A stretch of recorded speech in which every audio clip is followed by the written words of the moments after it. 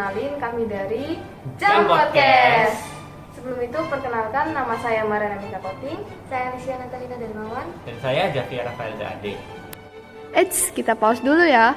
Sebelum kita mengundang narasumber kita, kalian tahu nggak sih apa itu mobil listrik?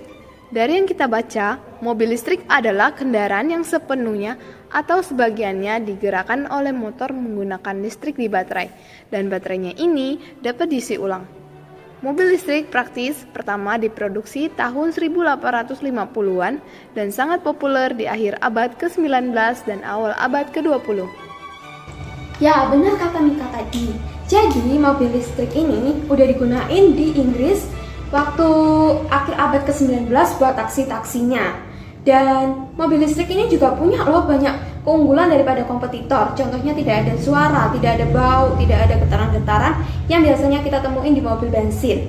Lalu, mobil listrik ini juga tidak perlu perpindahan gigi yang dimana itu akan menyulitkan pengemudi, apalagi yang masih pemula banget kan, kayak kadang bingung ini tuh buat apa, ini buat apa. Dan yang terakhir dan pastinya, mobil listrik tidak perlu susah-susah, tidak perlu effort yang besar untuk nyalain mesinnya. Tidak seperti mobil BBM yang waktu itu perlukan tuas tangan untuk nyalain mesinnya, dimana itu bakal menyulitkan sekali. Ya, jadi mobil listrik jauh lebih unggul daripada kompetitor itu. Mobil listrik juga menjadi populer di kalangan orang kaya yang menggunakannya sebagai mobil dalam kota. Keterbatasan jarak dari mobil listrik tidak menjadi kekurangan yang signifikan. Satu hal yang menjadi masalah dalam penggunaan mobil listrik saat itu adalah kurangnya infrastruktur untuk mengisi ulang baterai. Salah satu solusinya waktu itu adalah dengan menyediakan layanan tukar baterai. So, this time we got a podcast product and invited someone knowledgeable about the engineering field, specifically about electric cars. Wah, kira-kira siapa nih? Narasumber kita ini adalah Kak Salsa. Halo. Yang merupakan salah satu mahasiswa ITS yang membuat mobil listrik. Halo semuanya, kenalin, aku Salsa Wilajori dari Teknik Instrumentasi dari tim Anargia ITS. Oke, nah pertanyaan pertama nih Kak. Menurut kakak sendiri tuh mobil listrik itu apa sih? Sesuai sama namanya ya, mobil listrik itu mobil yang bahan bakarnya itu listrik. Bukan bahan bakar ya, bahan penggeraknya dia tuh listrik. Jadi dia tuh nanti dari listrik itu bakal menggerakkan motor listriknya. Jadi kalau misalnya BBM itu kan mobil combustion, itu bedanya di situ sih. Dari sumber daya, sumber penggeraknya. Ya, Kak, mau tanya, kok bisa sih ingin membuat mobil listrik ini? Apa ada ide yang mendasari tim sehingga ingin membuat mobil listrik ini? Soalnya gini, Indonesia tuh sebetulnya punya banyak nikel. Nikel itu kan bahan dasar dari baterai ya, penggunaan baterai. Dan kalau misalnya kalian udah mulai ngerasakan udara sekarang itu kan agak nggak enak ya. Jadi itu gimana caranya biar kita tuh bisa membuat udara kita itu atau beberapa polusi itu berkurang. Dan kalau misalnya kalian tahu itu Indonesia sebetulnya di tahun 2021 itu udara kualitasnya itu paling buruk sedunia. Nah, karena itu kita ingin mencoba untuk bisa memaksimalkan kemampuan kita di Indonesia ini dengan membuat mobil karya sendiri nih dari para mahasiswa dan juga beberapa dosen yang membantu biar kita bisa memiliki transportasi yang lebih bebas emisi gitu, yang lebih ramah lingkungan lah. Salut banget Kak. Nah, untuk mobil yang tim kakak buat ini sudah ada hak ciptanya atau belum? Sebetulnya kalau timku itu kita bikin ada mobil sama motor listrik. Kalau mobil listriknya itu memang dikompetisikan untuk balapan, mobil balap. Jadi kalau untuk kitanya itu sebetulnya bukan barang yang diproduksi massal. Kalau misalnya untuk motor, kalau di tim saya itu ya juga sama sih lomba. Cuman kalau di ITS yang sudah diproduksi massal mungkin kalian tahu Gesit. Nah itu motor yang dari desain dari ITS yang sudah dimasalkan oleh perusahaan yang telah membeli mereka gitu. Oh ya, terus pertanyaan selanjutnya nih Kak, kan itu kan mobil listrik, nah yang pasti menggunakan energi kan. Nah, misal energinya itu habis, pasti perlu dicas. Nah, kira-kira berapa waktu yang dibutuhkan untuk satu kali pengecekan? Itu tergantung dengan kapasitas baterai mereka. Misalnya kayak gini, ini kan ada baterai, ya kan? Ini baterai untuk motor. Ya ini nggak begitu banyak sih, nggak begitu besar volume. Kalau misalnya dia tuh semakin besar kapasitasnya semakin lama biasanya. Tapi kalau misalnya rata-rata mobil tuh biasanya ya 4 jam kalau mobil atau 4-5 jam. Kalau misalnya dia kapasitasnya lebih cepat, lebih efisien ya bisa lebih cepat lah lebih aman gitu. Tapi biasanya di charging station, kalau di stasiun rumah itu agak lama misalnya.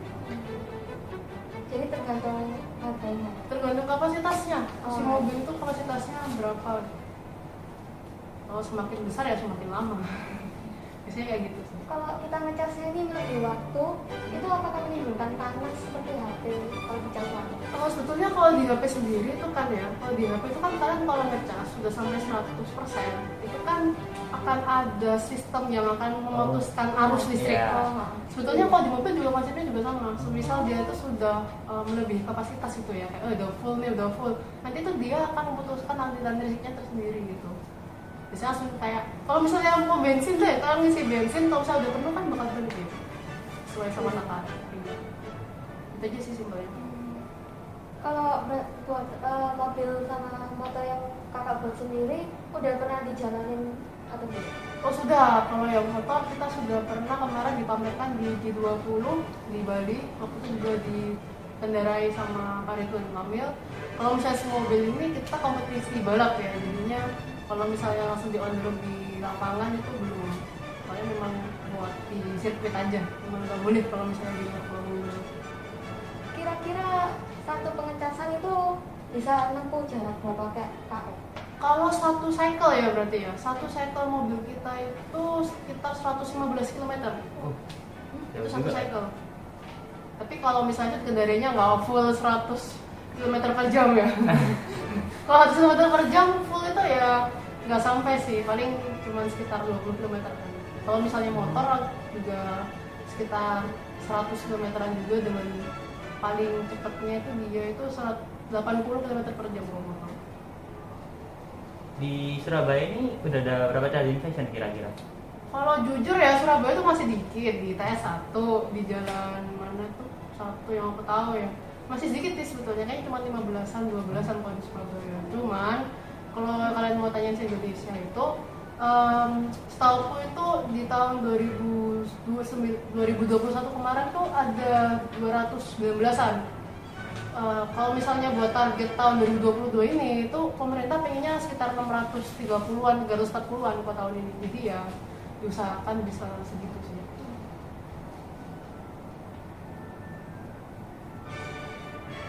Kayak gitu. Kalau menurut kakak sendiri, mobil listrik sama mobil berbahan bakar bensin ini cepetan mana? Kalau cepet ya, kita ngomongin cepet. Oh jujur aja kalau misalnya mesin motor dari kendaraan listrik sama motor dari gasolin atau apa namanya combustion tuh beda, jujur beda. Lebih lambat kalau misalnya mobil listrik itu. Lebih lambat. Soalnya ini power mereka, torsi mereka tuh nggak sekuat sama kita tuh pakai combustion. Nggak sekuat kita pakai sistem pembakaran. Soalnya kan apa ya, kalau misalnya kita pun ngasih tegangan yang terlalu berlebihan ntar meledak. Bisa, iya gulungannya itu bisa jebol, motornya juga jebol. Nah jadi kita tuh juga apa ya, nggak bisa sembarangan buat bikin motor atau mobil listrik yang kapasitas buat jalannya tuh terlalu kencang. Istilahnya kayak kalian nonton F1 sama nonton Formula E, itu tuh kayak beda jauh gitu loh kecepatan mereka berdua. Padahal sama-sama mobil balap, cuman ya kayak gitu, memang kalah kalau kecepatan ya si mobil listrik ini. Mobil yang tim kakak buat ini apa ada menggunakan bahan daur ulang? Kalau mobil kita itu karena kita mobil khusus lomba ya, lomba yang balapan, jadi kita tuh menggunakan bahan-bahan yang memang khusus untuk balapan itu, karena safety-nya cukup tinggi kalau di regulasinya di perlombaan itu namanya FSI, Formula Student Competition. Dan di situ tuh memang ada beberapa bahan yang hanya diperbolehkan untuk dipakai. Tapi kalau misalnya kita menggunakan kembali mungkin dari mobil lama ke mobil yang baru ini, masih ada beberapa yang kita pakai lagi. Jadi kalau misalnya daur ulang kayaknya nggak sih, soalnya beresiko juga kalau daur ulang. Kalau misalnya mobilnya ini dijual ya Pak, kira-kira atau menurut kakak aja nih, mahalan mana ya? Mobil listrik atau mobil yang menggunakan BBM? kalau penjualan ya dijual itu pasti mahal listrik, pasti mahal listrik. Contohnya aku nggak bilang mobilku yang ini soalnya dia itu bukan mobil yang dijual, itu memang mobil buat ya kayak gokar gitu kan. Tapi kalau misalnya kalian tuh kayak Wuling EV itu kan sekitar 300 jutaan ya. Kalau misalnya 300 jutaan itu beli yang combustion itu mungkin udah dapet CR-V kali. Jadi tuh kayak memang mobil listrik itu biayanya tuh agak mahal di depan, soalnya si baterai ini mahal tau. Baterai lithium itu mahal. Jadi mungkin kalau misalnya setauku itu kayak gini yang ini berapa? 3.600 mAh itu kalau misalnya jual di pasaran Indonesia itu habis ini 62 ribuan satu sel, dan biasanya mobil-mobil itu perlu 1.000 sel dan itu belum sama tetek bunga yang lain lah. Jadi ya mahal. Jadi kenapa kalau mobil listrik mahal? Karena ini mahal. Oh. Tapi umurnya dia itu sekitar 5 tahun. Kalau ya normalnya 5-8 tahun lah mobil listrik yang udah dijual kayak punya Wuling, punyanya Hyundai, Tesla itu pasti udah segitu sih. Oh, berarti yang buat mahal tuh ini. Baterainya. Benda di depanmu ini. Nah, Ya. di sini. Nah, ini makanya ini. Selain itu apa aja yang buat mahal? Motor listrik. Dan sama ini sih sebetulnya tuh baterai tuh dia tuh cukup sensitif gitu. Dia tuh kalau misalnya kepanasan bisa meledak, kalau dingin juga ntar dia kurang bisa performanya bagus. Jadi di akumulator box ya, atau mungkin baterai box ya kalau kita bilangnya itu, ya itu komponen yang mahal. Yang paling mahal di mobil kayak jantungnya lah, jantungnya mobil listrik itu di situ. Belum sama kontrolernya, belum sama motor listrik gitu. Kan kakak bilang tadi baterainya yang mahal. Kalau satu mobil full itu berapa pengeluarannya? Kalau mobil yang mana nih aku bikin? Iya, Iya. iya. Yakin? Aduh, enggak. Spill lah. Oke. Kalau misalnya baterai, ya dia udah bilang aku beli itu 62.000 kali 1.000, 60 sekian juta. Controller itu sekitar dari Hungaria itu 60-70 juta. Terus untuk motor listriknya sendiri itu sekitar 30-40an juta. Dan beberapa komponen tetek bunga ya 300 atau 350an lah buat mobil listrik itu, buat trailer ya segituan. Kalau buat baterainya atau yang alat-alat lain itu udah disediain atau mahasiswanya sendiri yang? Kalau di ITS ya, kita itu difasilitasi untuk beberapa testing, alat alat testing baterai, alat testing dinamo box. Mungkin nanti kalian kalau misalnya mau lihat di bawah bisa di video. Terus apa ya, alat-alat yang kayak 3D printer gede gitu itu disediakan dari kampus. Cuman kalau benda-benda kayak baterai box, aluminium, terus alat kecil-kecil yang mungkin kalian mau video nanti itu kita jadi sendiri sesuai sama riset kita, sesuai sama yang udah kita obrolin sama dosen. Pak, kita butuh ini, perhitungannya kayak gini, kira-kira kita bisa beli ini nggak ya? Oh ya, kita beli aja. Ya, jadi selain mengurangi polusi itu kelebihannya apa aja Kak dibandingin sama mobil BBM? Yang paling aku suka nggak berisik sih. Beneran, yang paling aku suka tuh yang pertama tuh nggak berisik. Terus juga dia tuh lebih irit tau. Jadi kalau misalnya kalian mau tahu, mobil listrik itu dia itu kalau misalnya cewek-cewek itu bakal suka karena pengeluaran biaya bulanannya itu akan berkurang. Kalau misalnya kalian tahu ya, mungkin kalau misalnya nembus 100 kiloan gitu mobil listrik itu kayak dicas itu cuma butuh berapa watt ya, bla bla bla, dihitung kali punya di situ 1.000, sekitar 55-60an ribu lah sekali ngecas 0 sampai 100%. Ya 55.000 tuh kayak kalian beli bensin berapa ya, 300 ribuan. Kalau seminggu temanku itu dia pakai, ini sebut merek boleh nggak sih? Jadi temanku tuh dia pakai Ioniq, dia tuh cerita kalau seminggunya itu dia cuma habis kayak listrik rumahnya itu ya cuma 100-105 gitu. Padahal kalau kita pakai bensin buat mungkin pagi road yang bisa ngedip itu atau yang itu kan kayak ya bisa 500 juta gitu. Apalagi mobil-mobil mahal yang pakai Pertamax itu, Pertamax turbo itu pasti juta lebih itu seminggu. Itu sih. Oke. Itu sih lebih irit. Jadi kalau cewek-cewek paling enak kayaknya listrik sih. Sama ini low maintenance. Jadi ini buat cewek-cewek juga mungkin di dunia ini ya kan, yang males ganti oli, yang males ganti filter, apalah itu bensin. Nah ini kalau misalnya di mobil bensin itu nggak ada kayak gitu-gituan. Jadi paling cuman ini sih, kayak kalau udah berapa tahun baterainya dicek masih, akan umur baterainya ya. Umur baterai itu kayak sekitar 5 sampai 8 tahun yang aku bilang tadi itu kan. Nah kalau dia umurnya udah berkurang, waktunya ganti baterai gitu aja sih. Ya kayak main Tamiya. Kayak main Tamiya. Enggak ada original itu enggak. Itu sih. Terus kalau misalnya harga nih, setahu kakak selisih tahun kemarin atau tahun lalu, tahun ini dan tahun depan ya, kira-kira berapa selisihnya? Sisi apa nih Apakah harga mobil? Ya tambah mahal lah. Akan naik. Tambah naik lagi juga. Iya sih. Iya tambah naik, soalnya kan semakin tambah tahun pasti itu mereka itu kan ada improvement dari mobil masing-masing ya. Kayak ini habis ini kayaknya tambahin teknologi otonomus nggak? Mobil pintar Iya. itu yang bisa nyetir Jalan yang sendiri. nyetir sendiri. Nah, itu yang nyetir Oh sendiri. iya iya. Dan itu mungkin semakin canggih mobil mereka ya semakin mahal kayak gitu. Tapi kalau di Indonesia sih yang aku tahu harga mobil listrik itu masih oke lah, masih terjangkau oleh nggak terjangkau juga sih. Cuman pajaknya murah tau nggak? Kayak aku juga ada mobil tujuh itu pajaknya itu kalau nggak salah setahun itu kena 3 juta atau 5 juta, 3,5. Tapi kalau misalkan pakai wuling EV itu mungkin setahun 800. Jadi kayak ya worth it lah. Worth it aja. Jangka panjangnya. Iya jangka panjangnya itu worth it. Tadi kan kakak bilang motornya kakak udah pernah dicoba kan? Iya Di udah pernah G20. gitu. Nah itu memang udah diizinkan untuk beredar atau masih belum? Enggak. Jadi itu waktu itu kita ada kompetisi namanya PLNS Competition. Nah di PLNS itu kita itu konversi motor dari motor combustion, motor bensin ke motor listrik. Jadi dulunya motorku itu dia itu Scorpio. Motor Scorpio. Ya cari kali Google kayak gimana motor Scorpio Kali itu. kita tampilin Iya. Scorpio bukan zodiak kan?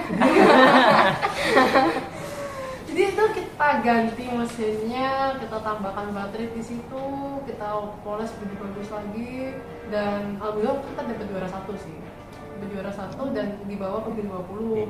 Kalau misalnya nanti mau dipasarkan, ya semoga ada yang mau, semoga ada yang berminat. Siapa tahu kan kita kecipratan lagi. Tapi emang belum sih, belum sampai akhirnya nggak sampai kayak gitu. Cuman ya siapa tahu nanti setelah ada video ini tiba-tiba ada orang minat nggak apa-apa. Gitu sih. Kalau dijual gitu uangnya masuk ke unit atau ke mahasiswa gitu? Oh, penjualan motor ya. Sebetulnya kalau di TS itu masalah jual beli kayak gitu tuh di kampus tuh kampus tuh yang aku tahu kita nggak bisa jual beli kayak ada perusahaan dalam perusahaan, tau gak sih? Di TS tuh kan institut ya. Di situ tuh kayak nggak boleh ada perusahaan gitu loh. Jadi kalau bisa dijual tuh mungkin misalnya bentuknya kayak kerjasama atau dibeli hakinya kayak gesit lah contohnya. Gesit tuh kan kayak ada kerjasama bareng sama aku lupa namanya PT apa. Itu kan bisa dari gesit diambil sama PT tersebut terus saya dijual ke massal kayak gitu. Kalau misalnya dijual atas nama TS nggak bisa sih, kita soalnya juga mungkin kalau misalnya buat konversi project itu masih oke, nggak apa-apa nggak sampai dijual. Tapi kalau dijual tuh tahu sih kayaknya nggak boleh kalau di TS masih ada.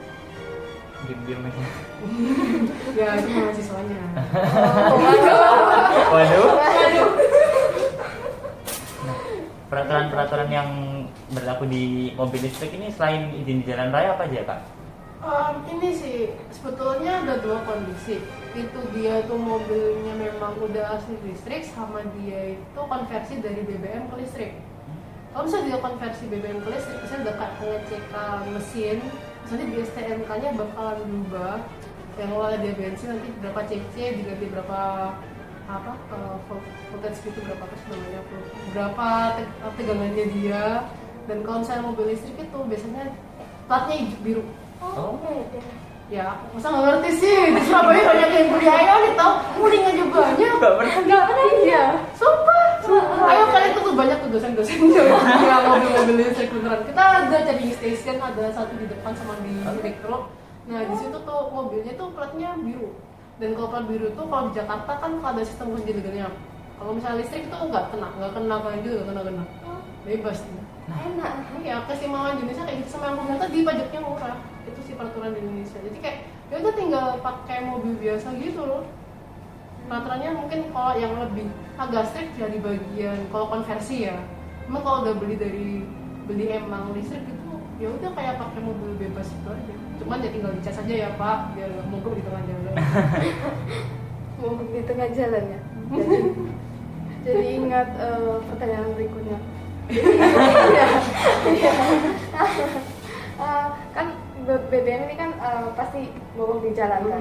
Nah, kalau misalkan mobil listrik ini juga mogok nih, apa ada cara atau alternatif lain untuk menggantikan atau apa gitu ya? Apa? Alat bahan bakar. Ya. Selain didorong ya. Selain didorong bener kan. Jadi gini, mobil listrik itu sebenarnya kemungkinan mogok itu bukan mogok berhenti karena ada permasalahan sama mesin sih. Jadi kayak gini nih, ini kan baterai nih, baterai ini kan dia kan bisa panas. Nah waktu pas dia kepanasan ini, dia tuh bisa bikin konsleting dalam akumulator boxannya. Contoh akumulator box motor sih, ini sebetulnya kecil. Ini kecil sih, nggak gede. Kalau yang gede tuh lebih gede lagi ukurannya. Berat nggak? Oh berat. Ini kalau mau angkat boleh nih angkat. Ini kalau saya kan ada beberapa selnya. Nah, jadi biar si baterai itu nggak panas, di antara sel-sel itu ada kayak hitam-hitam itu kan. Itu thermal biar si baterai itu nggak kepanasan. Jadi kalau misalnya baterai itu panas banget, dia bisa bikin mobil tuh, kalau bisa safety-nya mobil ya, di safety mechanism mobil tuh bakal ada kayak shutdown circuit tuh, kayak mobil tuh bakal langsung berhenti gitu loh, berhenti ngalurkan tegangan harus ke motor listriknya. Jadi ya udah berhenti mogok itu biar ditunggu dingin dulu. Atau kalau enggak tegangannya itu terlalu tinggi sampai akhirnya si motor listrik itu jebol. Nah, Iya bisa kayak gitu. Cuman biasanya ada kayak ini sih, kayak filter atau rangkaian yang bikin tegangannya nggak terlalu banyak banget masuk ke motor listriknya, biasanya kayak gitu sih. Jadi ya kalau misalnya mobil listrik mogok tuh ya gara-gara kalau panasan, ada yang jebol, ada yang kebakar, kayak gitu. Cuman kemungkinan buat mogoknya kecil sih, kayak kalau listrik ya. Gitu. Kalau mogoknya karena baterai habis gitu ya. Gimana itu? Aku nggak pernah sih, soalnya gini, biasanya rata-rata sistem keamanan mobil, sistem mobil itu yang atau motor ya, biasanya tuh kayak dia tuh memang displaynya 100% ya. Tapi kalau memang dia itu sudah sekitar 20%-an, dia tuh bakal ada kayak penyimpanan cadangan. Semisal udah mepet garis lah istilahnya. Nah penyimpanan cadangannya kalau nggak salah bisa sampai 5 kiloan lagi gitu. Jadi kayak ya cepet-cepet cari casasan lah. Cepet-cepet cari casasan. Tapi ini sih kalau beberapa kota sekarang di Indonesia kan udah beberapa charging station lah ya, jadi masih aman. Ya di rumah juga harusnya orang-orang yang punya mobil itu tuh punya charging station sendiri di rumah. Jadi paling ya pulang kerja, kantor, colokin, tinggal tidur, besok dilepas pakai pergi. Kayak gitu. kan dari tadi kita udah ngomong mobil listrik, kakak sendiri juga udah pernah bikin. Kira-kira nih kak, mobil listrik bisa gantiin mobil BBM nggak di masa depan? Oh bisa banget. Orang sekarang minyak tambah mahal. Iya, Main lagi kemarin, lagi. main lagi kemarin, parah sih, waktu lewat loh. Kok tiba-tiba diesel yang kemarin 13 jadi 14.000 ya? Kok nyebelin ya? Kan itu kan ITS kan lewat loh, kok naik? Habis turun naik. Terus belum ntar kalau minyak dunia ntar semakin lama semakin habis, ya kan? Iya. Terus udah polisi udah kayak gini ya, paling nanti ntar lama-lama orang-orang juga pakai wuling semua. Yang mobil mini-mini kecil lucu itu, atau Tesla gitu. Tapi sih, ya pasti sih. Kalau menurut lo pasti bakalan berubah. Ya kayak dulu kita masih zaman pakai mesin diesel yang ditarik-tarik itu, yang asapnya kemana-mana. Orang udah berubah ganti ke bensin. Terus nanti mungkin bensin pelan-pelan ke listrik, bisa lah. Iya pelan-pelan. Iya. Pelan-pelan lah, PDKT dulu Iya. apa sih? Transformasi. Nah, Kak, ada pesan dan kesan yang ingin disampaikan tentang mobil listrik? Pesanku ini sih, kalian kan masih muda, masih SMA kan ya. Iya. Jadi kalau bisa nanti kalian di beberapa tahun ke depan memang fokusnya pengen mobil listrik, cepet-cepet lah kayak searching gitu tentang mobil listrik. Atau kalau enggak, kalau misalnya emang susah sih beli, aku tahu. Budget. Iya budgetnya susah ya kan. Mungkin pelan-pelan itu mulai coba dari ada sekarang kayak sistem di sepeda ontel itu ada kayak baterai atau dinamo khusus yang bisa dibeli sekarang. Mungkin kalau mau dicoba buat mungkin nantinya kalau udah punya motor mau dikonversikan sendiri, apa-apa coba aja dulu. Atau kalau misalnya memang belum mau keteknikan, ya bisa coba cari alternatif lain yang mendukung perkembangan mobil EV di Indonesia. Ya bisa jadi siapa tahu ntar beberapa tahun lagi ntar nggak cuman orang-orang dari luar yang lempar mobil ke sini mulu. Ntar siapa tahu ntar buat 10-15 tahun lagi ada kalian bertiga nih yang mungkin jadi bos. Amin. Bos beli mobil listrik gitu. Jangan Tamiya tapi. Gitu. Ya, makasih Kak buat saran-sarannya.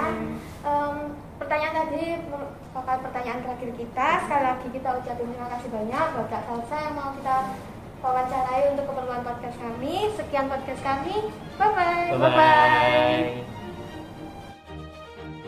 Gimana nih videonya? Keren nggak? Keren dong, apalagi bareng narasumber kita nih yang pastinya keren dan cantik dan pinter banget dalam pembuatan motor dan mobil listrik.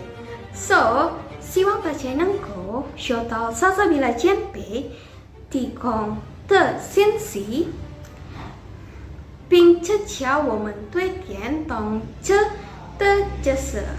So, jangan lupa like, comment, share, dan subscribe channel ini. Dan bye-bye semuanya. Sampai jumpa di podcast selanjutnya.